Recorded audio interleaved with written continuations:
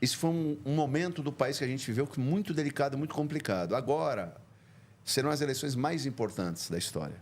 Toda eleição eu escuto isso. Você Não, também. mas essa é por causa do Senado. Ah, eleição do Senado. Não é por causa do presidente. Eu falo que a principal eleição é por causa do Senado, porque o que a gente vive hoje é uma instabilidade devido a uma desarmonia entre as forças dos três poderes ali. Ficou provado que quem manda no Brasil são aqueles ali de preto, de capa preta. Eles é que mandam lá. Sim. Todo o resto está subjugado por aquele poder. Obviamente, se Congresso ou presidência tiver um mínimo de harmonia com eles, vai governar bem, porque, de fato, lembra disso? O Lula mesmo falou, não dá para governar sem o judiciário. Isso jamais deveria ser... O cara jamais deveria ter falado um absurdo desse, uma absurdidade dessa, e você não viu ninguém criticando da imprensa tradicional. Mas é a nossa realidade hoje. E, de fato, agora, com o Senado reformado, há ainda alguma esperança de normalidade para o nosso país. Mas, beleza, eu entendi o que você está falando. Bom, eu acho que o Tarcísio tem mais chance. O Tarcísio é um cara ligado ao Bolsonaro. Daí eu te pergunto, se você entende que ele tem mais chance, se você entende que o Lula ele já entra favorito, como você disse, do Boca Juniors, uma boa analogia que você fez.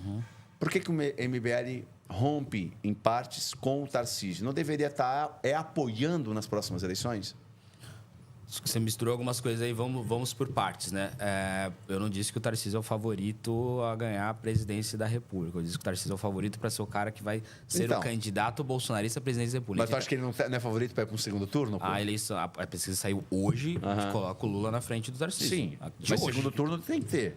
Difícil não ter segundo turno no Brasil. Claro, mas daí a gente vai pensar no segundo turno de uma eleição que vai acontecer daqui a 14 meses. Não sei, tudo pode acontecer. O Lula ele está sempre buscando um pacote de bondades novo para pegar a classe D e E, tentando voltar ao apoio que ele queria no Nordeste. Pode ser que ele emplaque alguma dessas propostas como isenção de imposto a quem recebe imposto de renda para quem recebe 5 mil, esclarecer. Ele está sempre tentando buscar algum pacote desse. Pode ser que daqui a pouco ele acerte. Eu acredito que não vai rolar. Mas pode ser que ele acerte. Pode ser que o Tarcísio daqui a pouco erre alguma coisa, sabe? Acho que é muito tempo para a gente ver. Porque a gente pode ver as pesquisas recentes e o recorte da populacional de agora que coloca o Lula na frente, que é o que eu sempre acho que vai acontecer, que o Lula, né? Eu tenho um pessimismo com o voto do brasileiro e com pessimismo com o Brasil, no sentido de que geralmente o brasileiro vai votar no Lula. Eu sei que dói, eu sei que você... Meu Deus, mas o brasileiro não viu o Mensalão, não viu o Petrolão. Cara, parece que viu e parece que ele continua votando no PT. É triste, eu gravo vídeo na rua, eu estou dentro de um parlamento que a segunda maior bancada é do PT. O PT acabou de fazer 100 deputados para a Câmara dos Deputados, vários senadores, o presidente da República do PT. Enfim, o PT está muito forte. Dói dizer isso? Dói. A gente tem que combater essas coisas, mas o PT está muito forte. O segundo passo é sobre a eleição muito importante, ser uma eleição para o Senado. Eu concordo. Mas, ao mesmo passo, eu acho que o Senado brasileiro vai continuar uma porcaria. Porque o que eu vejo da população com uma esperança no Senado, sobretudo para a eleição agora de 2026, para o Senado, a gente precisa ter mais senadores bolsonaristas no Senado Federal. E, cara, eu não tenho nenhuma esperança que qualquer coisa que seja bolsonarista vai salvar o Brasil. Independente do que seja. Então, nós teremos mais senadores bolsonaristas. Se a gente olhar para a eleição de 2022, a gente teve mais senadores bolsonaristas do que 2018. O resultado é nenhum. São Paulo elegeu o astronauta Marcos Pontes, né, um senador bolsonarista, para o Senado Federal. Alguém viu o Marcos Pontes fazer alguma coisa nesses anos? Alguém acha que se colocar mais Marcos Pontes no Senado Federal, a gente vai para cima do Supremo Tribunal Federal? Quantos senadores bolsonaristas já estão lá? É o suficiente para derrubar o Alexandre de Moraes? Acredito que não. Agora, quantos já estão lá? Não seria o suficiente para poder fazer um barulho contra o Supremo Tribunal Federal? E eles não estão fazendo. Então, a solução é... Cara, parem de votar no bolsonarismo, né? O poder gigantesco que a gente tem no Supremo Tribunal Federal de hoje, é por conta do governo Bolsonaro, né? Foi o governo Bolsonaro, por exemplo, que retomou os direitos políticos do Lula. O voto de Minerva foi 7-6. O voto de Minerva, que deu os direitos políticos do Lula, foi a indicação do Cássio Nunes Marques, indicado pelo Bolsonaro. Se o Bolsonaro, do bolsonarismo, tivesse feito uma indicação boa para o Supremo Tribunal Federal, não teria sido 7-6, ou seria 7-6 para o Lula continuar sem direitos políticos. Aí o Lula não seria presidente, né? O Lula não seria presidente. Podia ter até um outro cara do PT. Haddad, a Glaze, sei lá, qualquer um. Agora, o Lula não seria, porque o Lula continuaria preso e sem direitos políticos. Hoje não tem nenhum político preso no Brasil por conta de corrupção. Por quê? Porque o Bolsonaro acabou com a Operação Lava Jato, indicou um petista para a Procuradoria-Geral da República que tinha a comissão a acabar com a Operação Lava Jato. Era um cara que era amigo pessoal do Zé Dirceu, que fazia festas com temáticas do Che Guevara e que a missão dele era acabar com a Operação Lava Jato. Ele mesmo disse, missão dada foi missão cumprida. Acabou com a Operação Lava Jato, soltou o Lula. Tinha um projeto que foi aprovado pela Câmara dos Deputados, vejam só vocês, que limitava os superpoderes do Supremo Tribunal Federal. Foi aprovado pela Câmara. O Bolsonaro vetou o projeto, porque ele tinha medo do Flávio Bolsonaro ser preso, né? Igual vazou os áudios. Provavelmente a gente vai ver o Bolsonaro fala, sem críticas ao Gilmar Mendes, etc. É um histórico do bolsonarismo de blindar alguns ministros do Supremo Tribunal Federal que, curiosamente, são relatores de casos que envolvem corrupção, sobretudo do Flávio Bolsonaro, cujo o Queiroz, o ex-presidente, o ex-chefe de gabinete dele, confessou rachadinha, mas disse que o Flávio Bolsonaro não sabia. Além disso, o Bolsonaro vetou um projeto da Câmara dos Deputados que acabava com as decisões monocráticas. O Bolsonaro foi condenado, foi preso em prisão domiciliar com uma decisão monocrática. Exato. Ou seja, o Bolsonaro tinha um projeto aprovado pela Câmara e o Bolsonaro quis vetar esse projeto. Por quê? Porque ele esperava uma decisão monocrática, sobretudo do Gilmar Mendes, para, se acontecer alguma coisa com o Flávio, ter uma canetada de algum juiz. E com o fim da decisão monocrática isso não aconteceria. Vetou a decisão monocrática. Foi preso com decisão monocrática. Ou seja, qualquer limitação que a gente vê ao Supremo Tribunal Federal, eu não acho que virá de mais pessoas bolsonaristas. A última vez que eles tocaram como o judiciário brasileiro seria, deu nisso. Deu em superpoderes para o STF, deu em manter as decisões monocráticas, deu em retomar os direitos políticos do Lula e deu em acabar com a Operação Lava Jato. Ou seja, a eleição de 2026 vai ser uma eleição muito importante? Sim. A eleição para o Senado é muito importante? Sim. Me parece que a população quer colocar mais senadores bolsonaristas. Aí não me parece que vai ser legal. Mas tu não acha? Daqui a pouco. Mas veja lá, tudo que você falou, eu concordo em gênero, número e grau. Eu tive um programa aqui com o Marco Antônio Costa, batemos boca pra cacete, foi cabuloso o programa. Porque meu ponto, e a minha colocação é, o Bolsonaro é o maior covarde da história. Veja, ainda assim, quando me pergunta assim, quanto você dá de 0 a 10 pro governo Bolsonaro? Eu dou 6,5, Lula é 0. Lula, para mim, é 0. Bolsonaro eu dou 6,5, por quê? Porque ainda teve um governo técnico em muitas áreas, ainda foi propositivo em outras tantas coisas, porém, ele, para mim, é o maior covarde da história. Vou repetir isso até que ele venha e peça perdão por toda a covardia dele. Simples. É passível o ser humano errar. O problema é o cara virar as costas para todo mundo que confiou nele.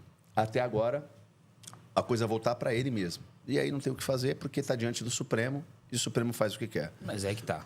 Mas aí você está se contradizendo o que você está dizendo. Ou seja, eu não estou dizendo que o governo Bolsonaro não tem acerto nenhum. Tem vários, né? O marco da cabotagem, enfim, tem vários. O Tarcísio foi um grande acerto. Econômica, o Tarcísio foi um grande acerto. Só que o ponto Paulo Guedes foi um grande acerto. Os acertos do Bolsonaro, eles são muito inferiores aos erros do Bolsonaro. Então, se você está dizendo, por exemplo, que o Lula é nota 0, o Lula só é presidente hoje porque foi um erro do Bolsonaro. Sim. Se você está dizendo que o Supremo Tribunal Federal é o maior problema do Brasil, o Supremo Tribunal Federal só tem esse poder por conta de um erro do Bolsonaro. Ou seja, os acertos do Bolsonaro, eles são eclipsados pelos erros do Bolsonaro. Ou seja, acabar com a Operação Lava Jato, soltar o Lula e deixar o PT tão forte, deixar o Supremo Tribunal Federal com a força que ele tem, são erros muito maiores do que os acertos que aconteceram. Te explico por que eu dou 6,5, 7. Porque toda a parte propositiva, você veja só, ele pegou um país totalmente destruído, quebrado, não totalmente. Até o Temer não fez um mau governo. Temer salvou o Brasil. Mas eu digo assim, o Brasil do Temer. Sim, mas ainda assim, vinha de um histórico onde o povo estava muito cansado. Então, o inconsciente coletivo clamava por mudança. E, cara, corrupção era uma coisa endêmica. E, de certa forma, a gente viu essa mudança muito maior ali. Isso é uma coisa muito positiva. Agora, eu concordo com você, é onde entra a minha crítica. Mas eu tenho outras colocações, cara, que eu acho que o problema do STF não é do Bolsonaro, do começo dele. Escalonou ali. Eu posso fazer um exercício com você agora, a gente vê se eu estou errado e a gente conversa. Manda mal.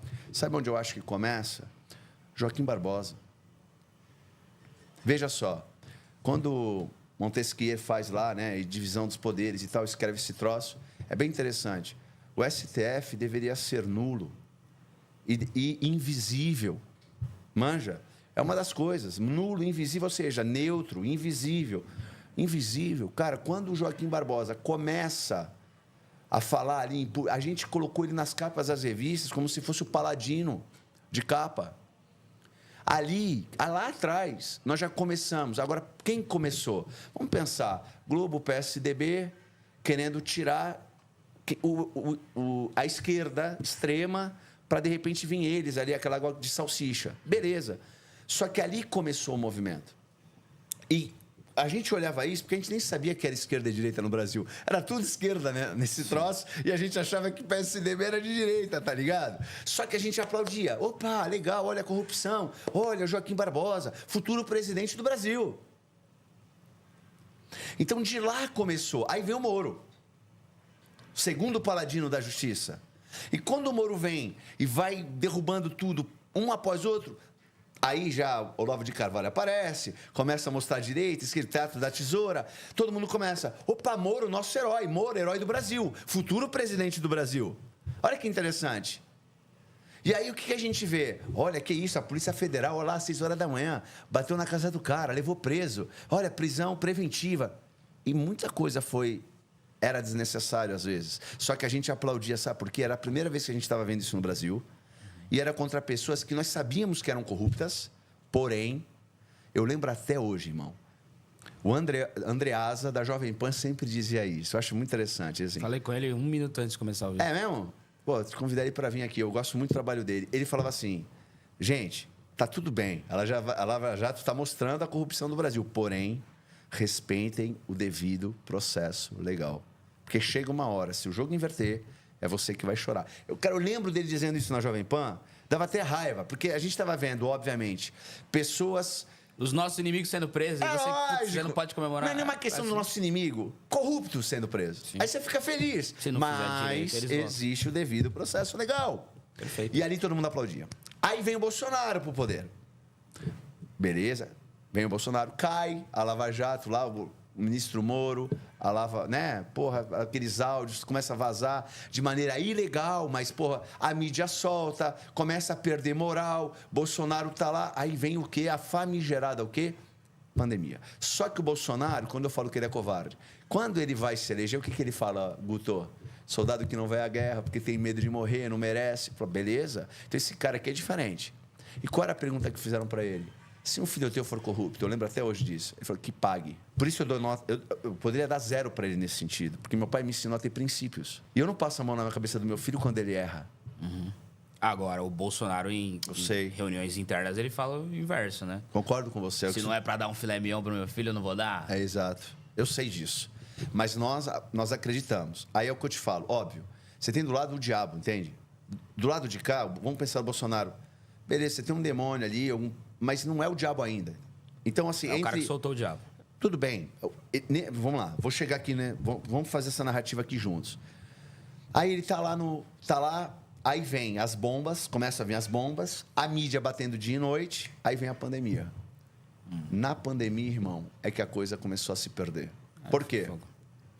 STF fez o que quis com o Brasil e aí você via todo mundo aplaudindo. Não é o Bolsonaro que tem que governar o Brasil. Deixa os governadores, deixa os prefeitos, entende? E todo mundo aplaudiu. Aí, de novo, quem aparece? Quem não tinha que aparecer. Os invisíveis.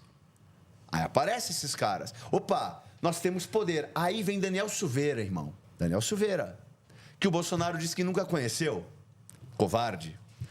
Porque fazia, tava com o cara nos carros de som, tava do lado do cara. Lógico que sim. Era um cão de guarda do Bolsonaro. Claro que conhecia. Ah, mas o Bolsonaro, aí vem um bolsonarista, deu indulto para ele, mas não pagou até o final. Não peitou o STF. O Congresso se acovardou, deixou tirar o cara. Poder para quem? Para quem não tinha que estar nem aparecendo. A STF. Agora a gente chega no hoje. Soltou o Lula. Tudo isso eu estou contigo. 2 merdão. Mas qual que é a grande questão? E aí é uma coisa eu enxergo positiva no Brasil. O povo definitivamente hoje sabe que entende. Sabe que existe espectros políticos. Será, Felipão? Você está um pouco mais esperançoso que eu. Eu quero pegar essa esperança. Mas eu não estou ainda comprado nela. Eu acho que o Brasil ele tem algumas... Ele sabe que tem 2 espectros políticos, mas o cara que vota no Lula... Alguns... Eu entrevisto o pessoal na rua, eu vejo isso de sempre. O pessoal que vota no Lula sabe dos erros do Lula, mas ele vota mais no Lula por conta dos erros do Bolsonaro, sobretudo na pandemia, do que o inverso. O pessoal que gosta do Bolsonaro, igual você falou, o Bolsonaro é nota 6,7 e o Lula é nota 0. Ou seja, você sabe que é bem abaixo de 6,7. Eu te entendo, né? isso, Agora, eu te você entendo. você poderia até votar no Bolsonaro de novo por conta dos erros do Lula. Ou seja, você sabe que tem espectros políticos onde você... Não você, mas eu te entendo. o povo brasileiro acha que tem espectros políticos e ele vai apoiar o espectro político que ele acha. Ou ele acha que o espectro político dele até queria fazer, não conseguiu fazer, comete seus errinhos, mas o espectro oponente ele é inferior e errado. Se a gente for ver isso, não é um grande avanço maior do que tinha no debate Dilma Aécio. Né, que era um debate, o Aécio dizendo que a Dilma ia mandar dinheiro para a Venezuela, ia mandar, e que a Dilma dizia que o Aécio ia acabar com o Bolsa Família. Ou seja, não é, vote em mim porque eu defendo o X e ele defende Y. Isso é, vote em mim porque ele vai fazer tal coisa, né? Mas tu entende que... E aí que... isso vai evoluir. Tá. E aí você disse que isso começa em Joaquim Barbosa. E pode começar, mas isso começa sempre... Isso vai voltar lá para os países ibéricos, né? Se você for ver como vai evoluir os Estados Unidos da América, que é a Common Law, que é o direito do Reino Unido, o Brasil e a América Espanhola, no geral, ela vai evoluir, evidentemente, dos países ibéricos, né? Espanha e Portugal. Então, esses bloco de países espanhóis e o bloco de países português aqui da América do Sul, eles têm um caráter muito personalista da política. Então, as coisas erradas é culpa de uma pessoa ou de algumas pessoas e as coisas certas e boas são culpa de algumas poucas pessoas. E aí, você pode colocar o Joaquim Barbosa, você pode colocar o Sérgio Moro, você pode colocar o Lula, o Bolsonaro, você pode colocar o Getúlio Vargas, você pode colocar o Dom Pedro I. Mas isso é sempre fato. uma coisa, a gente chama um ditador, a gente chama um papai, tá ligado? Não, é isso. Pô. É isso. Mas Então, é da tipo, nossa cultura, tá ligado? E a nossa cultura tem isso. Então, tipo, o problema não é que teve alguma pessoa que a gente concentrou todas as nossas esperanças em uma pessoa e todos os nossos erros em alguma pessoa. Isso é uma coisa que é da cultura nossa. E para ser inverso isso, a gente tinha que romper com toda a nossa cultura brasileira e mudar essa cultura. Não mas pelo menos, Guto. Mas a ibérica ir para outras culturas que tem mais diferença. Mas por exemplo, pelo a cultura menos francesa também é personalista.